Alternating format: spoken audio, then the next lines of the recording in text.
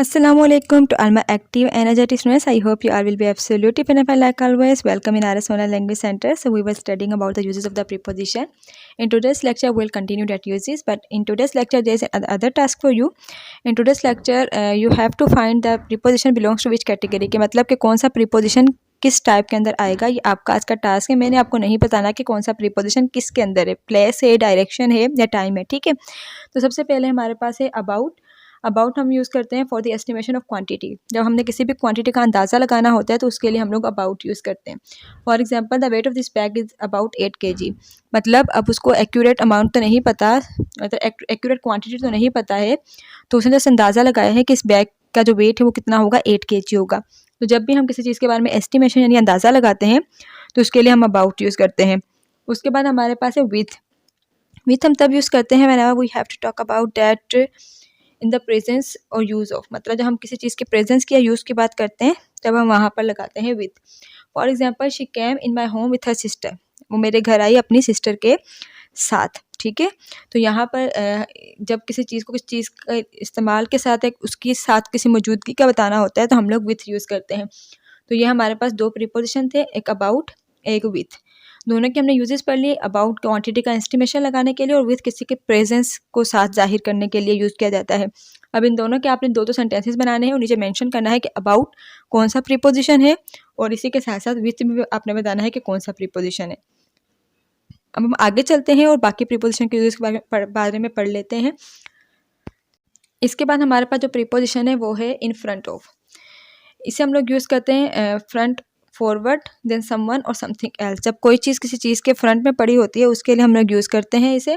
For example यहाँ पर मैंने सेंटेंस लिखा है put this bag in front of the table, यानी इस बैग को टेबल के फ्रंट पर रखें, ठीक है। तो यानी उसके सामने रखें। जब हमने एक चीज़ का दूसरी चीज़ के सामने रखने की बात करनी होती है, सामने होती है कोई चीज़, उसकी डायरेक्शन सामने होती है, तो उसके लिए हम इन फ्रंट ऑफ यूज़ करते हैं। उसके बाद हमारे पास प्रीपोजिशन है behind, at the back part of something. किसी चीज़ के जब पीछे की तरफ कोई चीज़ पड़ी होगी तो उसके लिए हम लोगों ने बिहाइंड का वर्ड यूज़ करना है। फॉर एग्जाम्पल मैंने ये गलती कर दी यहाँ पे। आई सा स्नेक बिहाइंड द कबर्ड। मैंने कबर्ड के बैकवर्ड यानी पीछे की तरफ जो है वो एक स्नेक देखा। तो बिहाइंड यहाँ पे क्या शो कर रहा है कि उसके पीछे था। अब इसी तरीके से हमारे पास एक और प्रीपोजिशन है अवे। अवे हम यूज़ करते हैं some leaves a place or person or stay some distance from a place or person. जब कोई चीज़ कोई जगह एक पर्सन से दूर हो या कोई चीज़ किसी एक पर्सन से दूर हो तो हम लोगों ने वहाँ पर अवे यूज़ करना है। For example they set away from the screen. अब स्क्रीन एक चीज़ है और पर्सन जो है वो उस स्क्रीन से दूर बैठा हुआ है, ठीक है। तो यहाँ पर हम लोगों ने अवे ये डोनेट करता है यहाँ पर कि अवे जो है वो डिस्टेंस को जाहिर करता है, सही है। अब अगला वर्ड जो हमारे पास है वो है अगेंस्ट।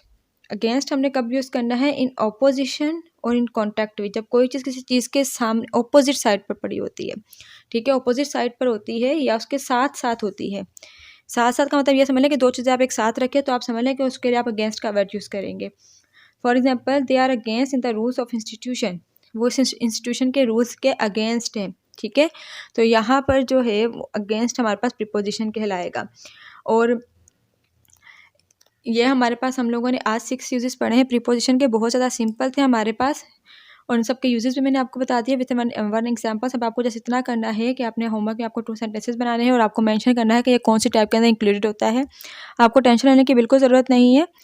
आप लोगों ने अपने स्टडी के मुताबिक इसको बताना है और अगर कोई चीज़ आपको समझ में नहीं आती so I am there for you. मैं आपके पास आपके लिए हूँ। आप जब चाहे मुझसे कॉन्टैक्ट कर सकते हैं। Instead of that if you need any query, any problem, any question, any time you may ask, I am available for you. अपना बहुत सारा ख्याल रखेगा, अपना होमवर्क टाइम पर सबमिट करवाइएगा। आज मैंने शॉर्ट क्लिप बनाई है जस्ट फॉर डैट कि आपको ये बताने के लिए कि एंड हो चल रहा है प्रीपोजिशंस का और प्रीपोजिशन के एंड में मैं आपको साथ साथ एक्स्ट्रा जो है वो देती रहूँगी, ठीक है। असाइनमेंट्स एक्स्ट्रा टास्क देती रहूँगी क्योंकि मैंने ये आपको कहा था कि इंपॉर्टेंट टॉपिक है। अल्लाह हाफिज़। Submit your homework on time.